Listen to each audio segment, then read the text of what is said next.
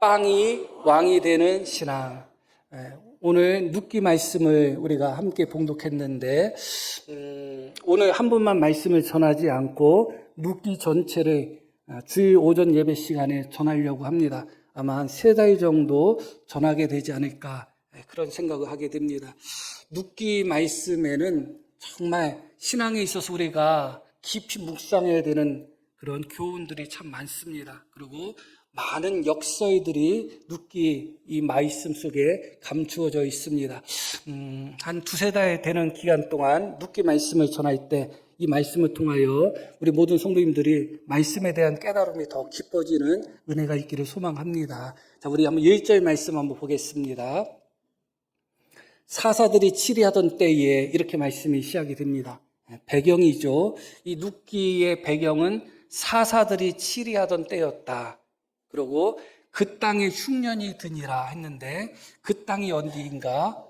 유다 베들레헴에 이렇게 말씀이 나옵니다. 그러니까 배경적으로 보면 장소는 유다 베들레헴이에요. 그리고 시기적으로 놓고 보면 사사들이 치리하던 때입니다. 그리고 환경적으로 놓고 보면 크게 흉년이 들어서 그 땅에 기근이 찾아왔을 때입니다. 이것이 눕기의 배경이 되는 말씀입니다.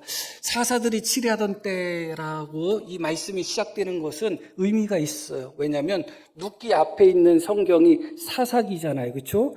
사사기 마지막 장 마지막 절 말씀이 21장 25절인데 이렇게 말씀이 나옵니다. 한번 볼게요. 그때에 이스라엘의 왕이 없으므로 사람이 각기 자기의 소견에 옳은 대로 행하였더라. 이게 사사기 마지막 장 마지막 절 말씀이에요. 사사기를 정리하고 있는 요약하고 있는 말씀이다. 그렇게 보면 되겠죠. 이스라엘의 왕이 없으므로 사람이 각기 자기 소견에 옳은 대로 행했을 때 그때가 바로 사사기입니다. 이스라엘의 왕이 없었다. 그리고 왕이 없음으로 말미암아 사람들이 자기가 왕이 돼서 스스로 자기 소견에 옳은 대로 행했다는 것은 자기가 왕이 되었다는 거예요. 자기가 기준이 되었다는 겁니다. 그래서 자기 소견에 옳은 대로 행했을 때가 바로 사사기고 오늘 본문의 눕기 말씀이 바로 이때가 배경이 되는 것입니다. 이스라엘의 왕이 없으므로 자기 소견에 옳은 대로 행했을 때 이것이 배경이 됩니다. 다시 본문 1절 말씀을 보겠습니다. 사사들이 치리하던 바로 그때에 한 사람이 있었다. 그 사람의 이름이 1절에는 언급되지 않는데 2절에는 언급이 되고 있습니다. 2절 보면 그 사람의 이름은 엘리멜렉이요 하면서 한 사람의 이름이 언급되는데 이 사람의 이름만 언급되는 것이 아니라 특이하게 이 사람의 부인과 2명의 아들까지도 전체가 다 이름이 언급되고 있어요. 그래서 1절과 2절 말씀 보면 인명과 지명이 여러 개 나와요. 그것은 그 인명과 지명의 어떤 이유 또 어떤 중요한 우리가 살펴봐야 되는 부분이 있다는 것을 보여주고 있는 것입니다. 사사들이 치리하던 때는 이스라엘의 왕이 없을 때라고 말씀드렸어요. 그리고 사람들이 자기 소견에 옳은 대로 행할 때라고 말씀드렸죠. 그런데 그때 한 사람이 있었는데 그 사람의 이름이 엘리멜렉이다. 엘리멜렉의 이름의 뜻을 알고 계시는 분은 알고 계실 것입니다. 그 뜻이 무엇이냐? 나의 하나님은 왕이십니다. 그런 뜻이에요.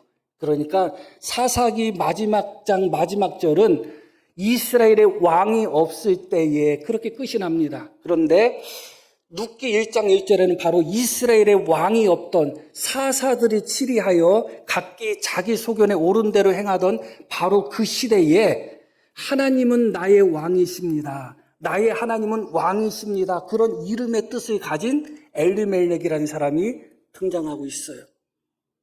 실제로 사사시대에 이스라엘의 왕이 없다는 것은 사실은 하나님이 왕이었다는 의미예요. 그러나 어리석은 이스라엘 백성들은 하나님께서 왕이심에도 불구하고 하나님이 왕인 것을 인정하지 않았습니다.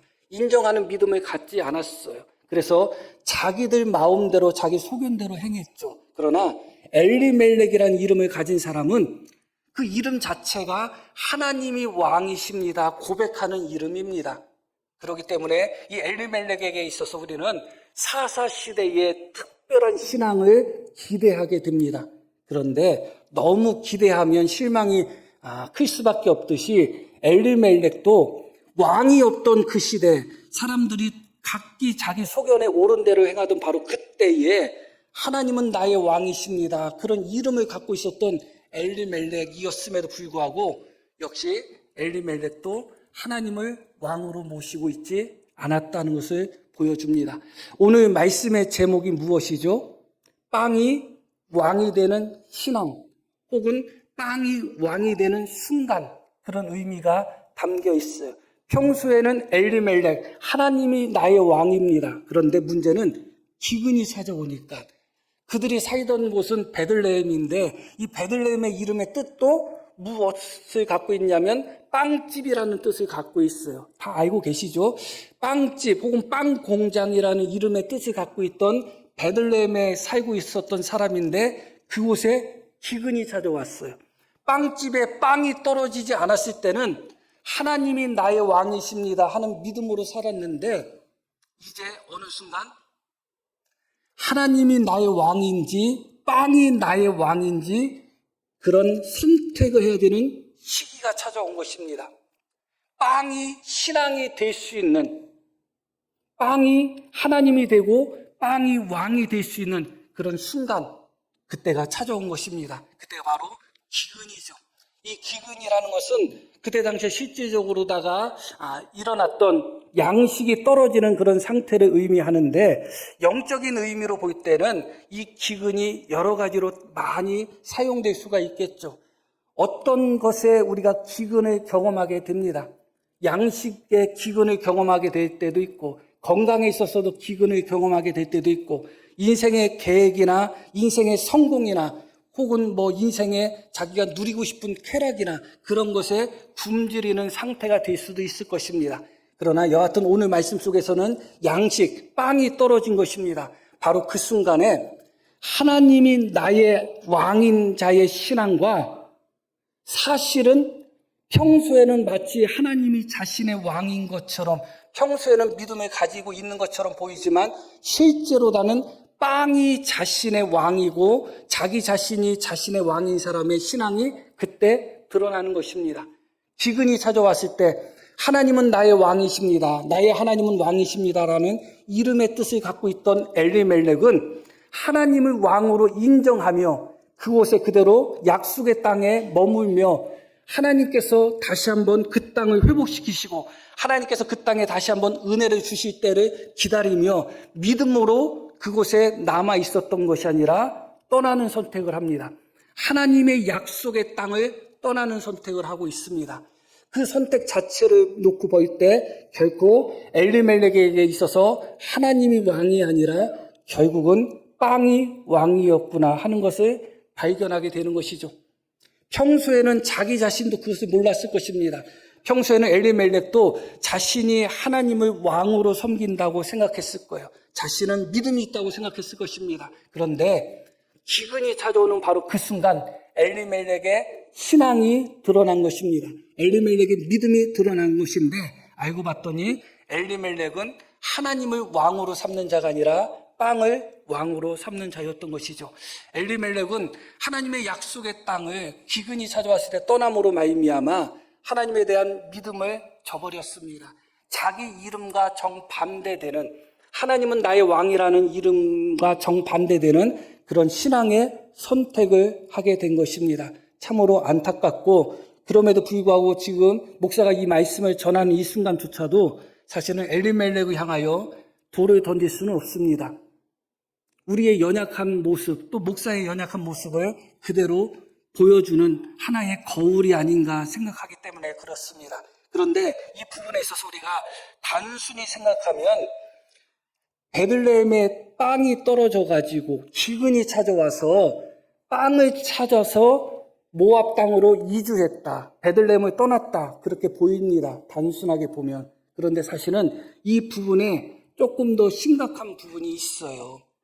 그것은 무엇이냐면 나오미가 남편도 잃고 2명의 자식도 다 잃은 상태에서 다시 베들레헴으로 돌아오는 장면이 본장 19절부터 나오거든요. 이렇게 나옵니다. 19절부터 볼게요. 이에 그 두 사람은 룻하고 나옴이에요. 이에 그 두 사람이 베들레헴까지 갔더라.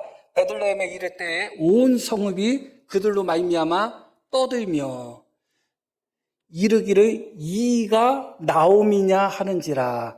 나오미가 베들레헴에 갔을 때 한 10년 만에 돌아간 것이죠. 그때 온 성읍이 나오미로 말미암아 떠들썩했다. 우리 성경에는 떠들며 그렇게 나오는데 떠들썩했다. 요란을 떨었다. 그런 의미로 보면 돼요.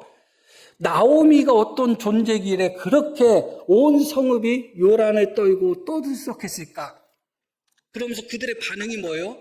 이 사람이 진짜 나오미냐? 그런 반응을 보여요. 왜 그런 반응을 보일까요?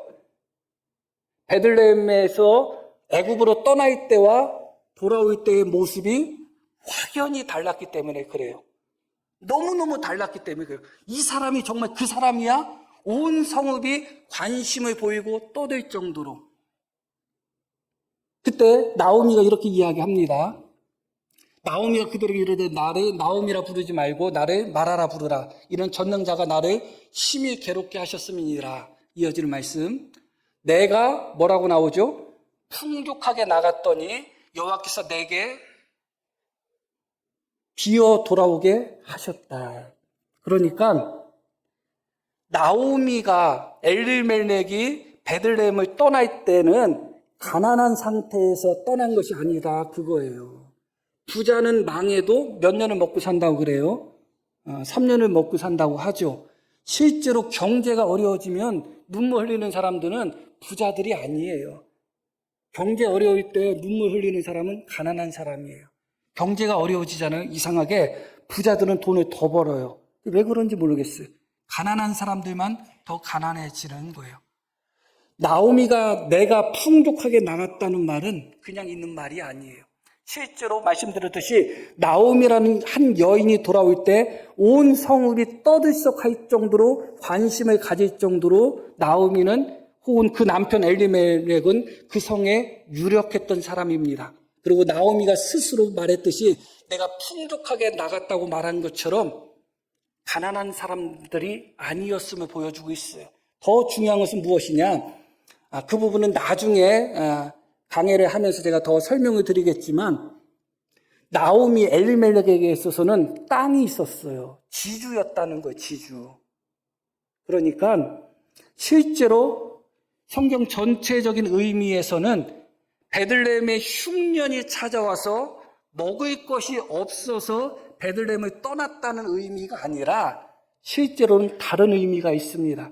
그것이 무엇이냐면 룻기 전체의 내용은 무엇이 중심이 되어 있냐면 헤세드는 하나님의 사랑, 인애라고 번역되는 단어예요. 사랑으로 번역해도 괜찮습니다. 그것은 하나님이 우리에게 주시는 무조건적인 사랑이고 형제가 형제를 사랑하고 이웃이 이웃을 사랑하는 그런 무조건적인 사랑을 헤세드라고 얘기합니다. 아가페죠. 마치 룻이 얼마든지 자기 시어머니를 버리고 친정집으로 돌아갈 수도 있었지만 룻은 그 시어머니에 대한 헤세드로 말미암아 시어머니에 대한 그런 동정과 사랑으로 말미암아 어머니가 가는 곳에 나는 끝까지 가겠습니다 하면서 아무런 소망이 없는 쫓아가봤자 시어머니한테 고생밖에 못할 그런 시어머니를 쫓아오는 룻의 모습을 봅니다. 그것을 룻기에서는 룻의 헤세드라고 이야기합니다. 그러고 나중에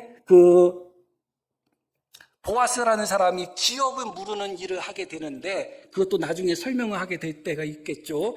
그 과정 속에서 보아스는 자기의 물질적인 손해를 많이 받을 수밖에 없어요. 그럼에도 불구하고 보아스 말고 또 한 사람의 기업을 물을 수 있는 자격이 있었던 사람이 있었는데 그 사람은 나는 내 물질에 내 재산에 손해가 될까 봐 나는 기업을 물르지 않겠다 했는데 보아스는 기꺼이 자기가 손해가 됨에도 불구하고 나오미의 밭을 땅을 기업을 무는 그런 행동을 보입니다. 그것도 룻기에서 헤세드라고 표현합니다. 그러니까 룻기 전체 내용은 무엇이냐면 이웃에 대한 형제에 대한 헤세드예요. 그 이야기는 무엇이냐? 기근이 찾아왔을 때 가난한 사람들은 더 가난해진다고 말씀드렸어요. 그러나 부유한 사람들은 기근이 1년, 2년 찾아왔다고 해서 굶어 죽지 않습니다. 부유한 사람들은 이미 양식을 쌓아놓은 사람들이에요. 그런데 문제는 기근이 찾아왔을 때는 부자들이 가난한 사람에 대한 의무가 있어요. 기근이 찾아와서 이웃이 굶고 있고 형제가 굶고 있고 그러면 자기가 부자라고 해서 자기 양식 많다고 해서 자기만 먹을 수가 없어요. 나누어 줘야 돼요. 그것이 이스라엘 백성들에게 요구하신 하나님의 헤세드예요. 그 관점에서 놓고 볼 때 기근이 찾아오자마자 엘리멜렉 집안이 먹고 살 게 하나도 없어가지고 어떻게든지 먹고 살아야 되겠다 하는 마음으로 모압 땅으로 간 것이 아니라는 거예요. 떠날 때는 풍족했다는 거예요. 그런데 왜 풍족했을 때 떠났을까요? 풍족한 상태에 기근이 가득해서 이웃이 여기저기서 굶주리고 배고파하고 있는 이웃과 함께 살다 보면 어떻게 될까요? 자기의 풍족한 재산을 손해볼 수밖에 없는 거예요. 그래서 본질적으로 땅 때문에, 떡 때문에, 물질 때문에 베들레헴을 떠난 것은 맞지만 그 내용을 살펴볼 때는 더 슬프고 더 잔인합니다. 그래서 결국은 내가 지금 가지고 있는, 내가 지금 풍족하게 누리고 있는 것을 가난한 이웃에게, 형제들에게 나누어 주지 않고 그것을 지키고자 하는, 오직 우리 가족을 위해서 그것을 지키고자 하는 마음 속에서 모압 땅으로 옮겨간 것이죠. 그런 의미에서 이 엘리멜렉은, 하나님은 나의 왕이라는 이름을 갖고 있었던 엘리멜렉은 하나님만 배반한 것이 아닙니다. 그의 형제와 이웃과 동포를 함께 배반하게 된 것이죠. 그렇게 자기 가족을 위해서, 자기 자신을 위해서 하나님은 나의 왕이라는 이름을 갖고 있음에도 불구하고 하나님에 대한 믿음도 뒤로 하고 동포에 대한 사랑과 헤세드도 뒤로 하고 그렇게 엘리멜렉과 그 가족들은 베들레헴을 떠났습니다. 그렇게 떠나서 모압으로 갔는데 거기서 어떤 일을 경험하게 되죠? 3절 말씀을 보겠습니다. 3절. 나오미의 남편 엘리멜렉이 거기서 죽었다. 그렇게 나와요. 살려고 갔는데 그곳에서 얼마 되지 않아서 죽었습니다. 사람이 떡으로만 살 것이 아니요 하나님의 입에서 나오는 모든 말씀으로 살 것이라는 그 말씀의 교훈과 의미를 엘리멜렉이 알았다면 얼마나 좋았을까요? 베들레헴의 양식이 떨어지고 그 떨어져서 많은 사람들이 굶주릴 때 자기 것을 나눠줄 생각하지 않고 오직 그 양식을 지키고 그 떡을 위해서 모압까지 왔던 사람입니다. 사람이 떡으로만 살 것이라면 모압에 와서 잘 먹고 잘 살고 장수했을 것입니다. 그런데 사람은 떡으로만 사는 존재가 아니에요. 결국은 빵을 쫓아서 빵을 지키기 위하여 선택했던 그의 선택이 가장 첫 번째로 그 선택했던 엘리멜렉 본인에게 일어나고 말았습니다. 엘리멜렉이 그곳에서 죽고 말았습니다. 가장으로서 그가 모압 땅으로 옮겨갈 때 그의 아내와 자식들도 따라갈 수밖에 없었죠. 그래서 이제는 그의 아내와 두 아들이 남았습니다. 이때 사실은 두 명의 아들과 나오미는 다시 하나님의 뜻을 깨닫고 베들레헴으로 돌아올 수 있는 그런 기회였던 것이죠. 사람이 짐승과 다른 것은 생각한다는 것입니다. 생각해야 되는 시간이 찾아오고 생각해야 되는 순간이 찾아올 때는 생각하셔야 됩니다. 그리고 결단하셔야 되는 것이죠. 왜 우리가 그렇게 살기 위해서 빵이 떨어진 것으로 인하여 죽지 않고 살기 위하여 모압 땅까지 왔는데 하나님도 배반하고 이웃에 대한 사랑도 배반하고 왔는데 왜 가장 먼저 엘리멜렉, 우리 아버지, 우리 남편이 죽어야 될까를 생각해야 되는 것이죠. 생각을 했다면 그때는 돌아가야 되는 시간입니다. 하나님께로 돌아가야 되는 시간이에요. 베들레헴으로 돌아가야 되는 시간입니다. 그런데 놀라운 말씀이 이어집니다. 4절 말씀. 그들은 모압 여자 중에서 그들의 아내를 맞이하였다. 오히려 아버지가 죽는 그 순간에 죽고 나서 베들레헴으로 돌아올 생각하지 않고 모압 땅에 있는 여인을 아내로 맞이하는 그냥 여기서 뿌리박고 살겠다. 여기서 그냥 정착하고 살겠다. 그냥 여기서 그냥 신분을 바꿔서 국적을 바꿔서 살겠다 하는 의지가 보입니다. 한 명의 아들뿐만 아니라 두 명의 아들 전체가 아버지가 죽고 나서 베들레헴으로 돌아오지 않고 모압 여자와 결혼하는 그런 말씀이 이어지고 있습니다. 재미있는 것은 뭐냐면 이 두 명의 아들의 이름 말론과 기론인데 그 이름 뜻 자체가 사실은 재밌어요. 병약하다, 허약하다, 쇠약하다 그런 이름이에요. 두 명의 이름이 비슷한 이름이에요. 그래서 대부분의 학자들은 말론과 기론이 일찍 요절하고 일찍 죽는 모습 속에서 그들의 연약한 병들어 있는 모습을 상징하는 이름이라고 이야기합니다. 그럴 가능성이 큽니다. 그러나 저는 이 말씀 속에서 그들의 이름 속에서 말론과 기론, 병약하다, 허약하다, 쇠약하다 그 이름의 뜻을 갖고 있는 그들이 실제로 다는 육신의 연약함도 연약함이지만 진짜 그들에게 있어서 병들어 있었던 것은 결국은 신앙이 병들어 있었다고 저는 생각하지 않을 수가 없어요. 육신의 병보다 더 무서운 것이 믿음의 병이거든요. 마음의 병보다 더 무서운 것이 믿음의 병입니다. 신앙의 병이에요. 그들이 만약에 육신만 허약하고 병약하고 연약했던 사람들이라면 그런 상태에서 이방 여자와 결혼하는 것은 나쁜 짓이잖아요. 따지고 보면. 그렇다면 아버지가 죽는 그 순간에 그들은 베들레헴 하나님이 계신 이스라엘 땅으로 돌아왔을 것입니다. 그러나 실상은 그들의 마음과 믿음이 병들어 있었던 상태인 거예요. 그러니까 돌아가야 되는 그 순간에, 결단해야 되는 그 순간에, 회개해야 되는 그 순간에 아버지가 죽고 나서 이들이 선택한 것이 무엇인가? 모압 여자들과 결혼하는 그런 선택을 했습니다. 그들의 믿음이 병들었다는 방증인 것입니다. 그럴 수밖에 없는 것이 무엇이냐면 엘리멜렉이 이름 자체는 나의 하나님은 왕이라는 이름을 갖고 있었지만 엘리멜렉이 결코 신앙적인 결단과 신앙적인 모습을 보이지 않았습니다. 그의 아버지와 그의 어머니를 통해서 말론과 기론이 자기 아버지와 어머니를 뛰어넘는 그런 신앙을 갖을 거라는 것은 기대하기 어렵습니다. 실제로 보면 부모의 신앙을 뛰어넘는 자식들이 많지 않습니다.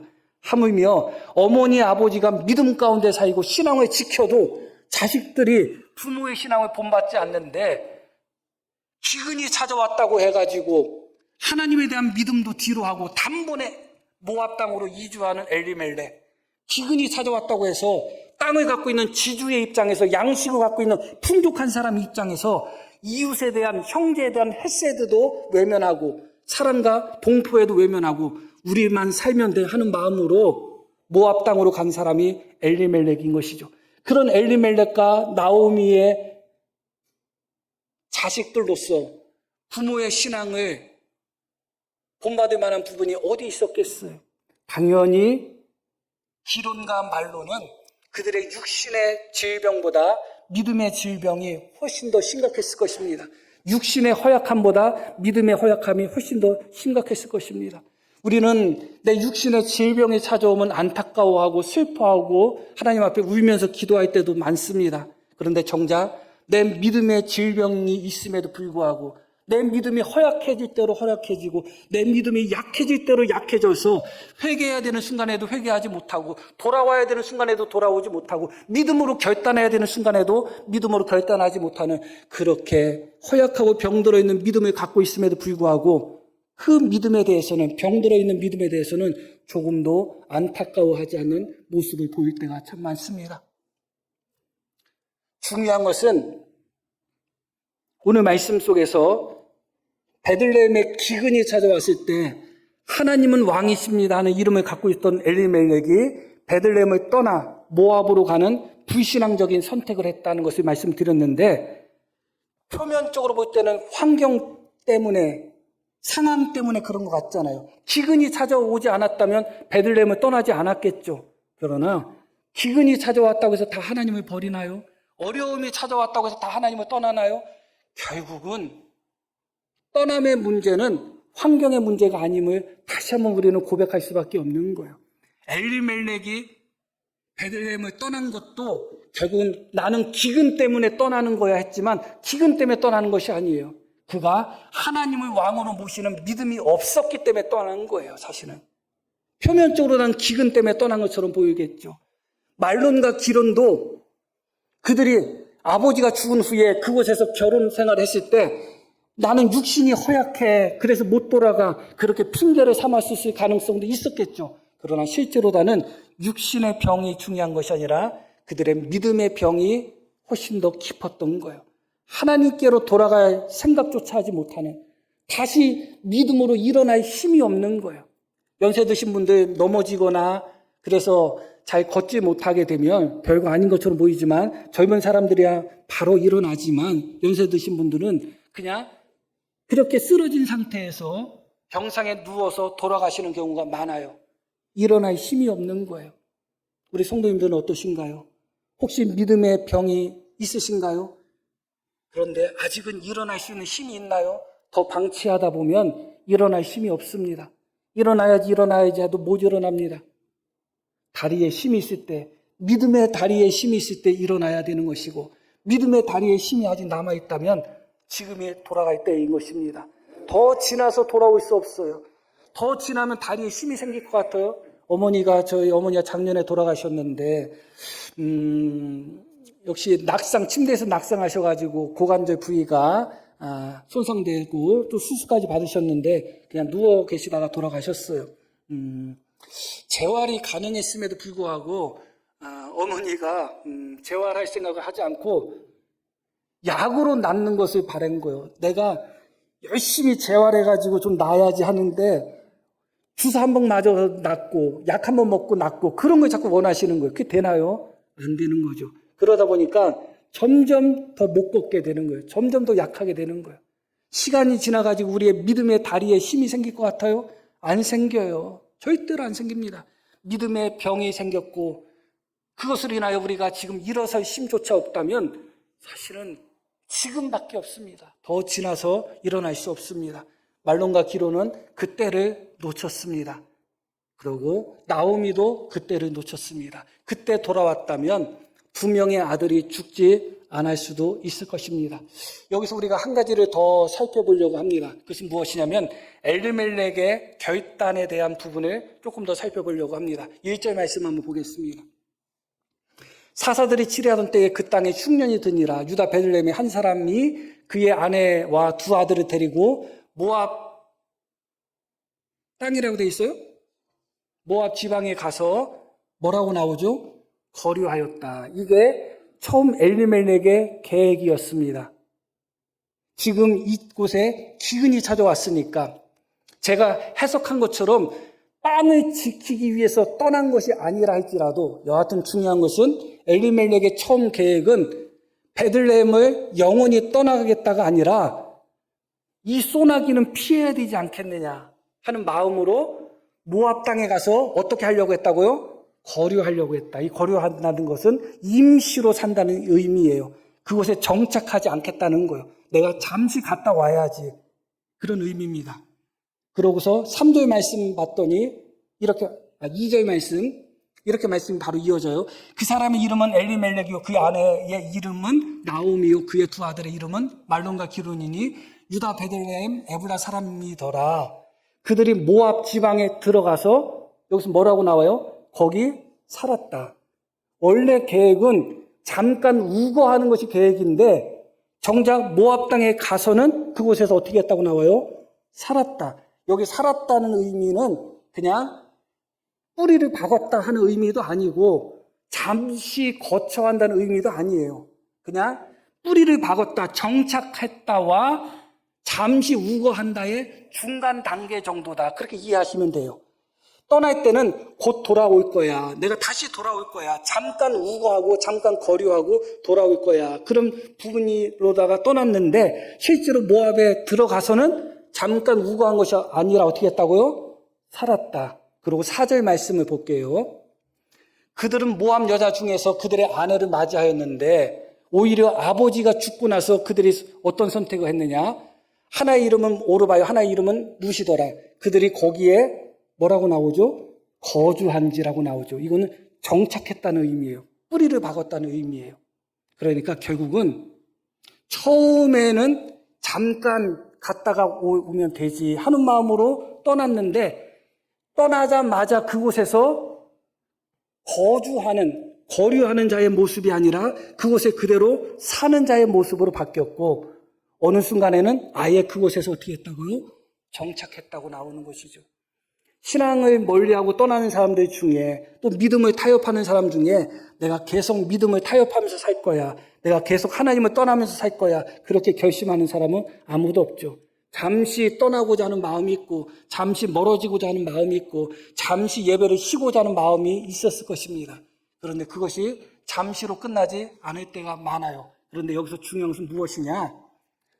그 중요한 것은 무엇이냐면 엘리멜렉이 베들레헴을 떠날 때 땅을 팔고 떠났다는 거예요.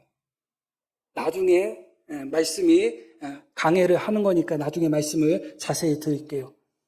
자, 잠깐 우거할 것 같으면, 잠깐 거류할 것 같으면 땅을 팔고 가야 돼요? 놔두고 가야 돼요? 놔두고 가야 돼요. 그런데 팔고 갔어요. 생각은 우리 잠시 갔다 올 거야 해놓고 땅까지 팔았던 거예요. 무엇을 보여주느냐? 결국은 스스로는 하나님은 나의 왕이십니다 생각했던 엘리멜렉이 실상은 하나님이 왕이 아니라 빵이 왕이었고 자기 자신이 왕이었던 것처럼, 그러고 스스로도 우리는 잠시 갔다 올 거야 했지만 사실은 엘리멜렉 마음 깊은 곳에서는 땅을 팔고 갔다는 것은 잠시 갔다가 오겠다는 것이 아니에요. 결국 무엇을 이야기하느냐? 스스로가 자기 믿음에 자기 자신에게 속았다는 거예요. 스스로가. 자기는 하나님이 자기 왕인 줄 알고 살았어요. 근데 알고 봤더니 하나님이 자기 왕이 아니었어. 땅이 자기 왕이었어. 자기는 잠시 갔다가 돌아올 거라고 생각했죠. 그러나 잠시 갔다 돌아오겠다는 마음을 갖고 있던 엘리멜렉이 땅을 팔아서 갑니다. 자기 스스로도 속은 거예요. 땅을 팔면서 어찌 잠시 갔다 올 수 있겠어요? 잠시 갔다 올 수 없는 것입니다. 많은 사람들이 이런 명목적인 신앙 속에서 스스로 속고 있는 거예요. 자기 자신의 믿음을 들여보지 못하고 자기 자신의 마음을 정말 정직하게 보지를 못하는 거예요. 결국은 엘리멜렉은 잠시 왔다가 잠시 떠났다가 돌아오겠다는 계획을 갖고 있었지만 그 마음속 깊은 곳, 그 믿음 깊은 곳에는 아예 베들레헴을 떠나고자 하는 그런 계획이 있었던 겁니다. 그러니까 가자마자 얼마 안 돼서 바로 정착을 해버린 것입니다. 자기는 그랬겠죠. 베들레헴을 떠날 때 사람들이 왜 떠나? 어려우니까 잠깐 갔다가 올 거야. 스스로도 속은 것입니다. 우리의 믿음은 어떤지 다시 한번 점검할 필요가 있습니다. 정말 하나님을 나의 왕으로 모시고 있는 믿음인지, 아니면 결정적인 순간에 빵이 나의 왕이 되고 내 자신의 성공이 나의 왕이 되고 내 자신의 쾌락이 나의 왕이 되는, 그래서 평소에 좋을 때는 하나님이 왕인 그런 믿음이 좋은 것 같지만 결정적인 순간에는 빵을 왕으로 삼고 있는 믿음을 우리가 갖고 있지 않는지 모르겠습니다.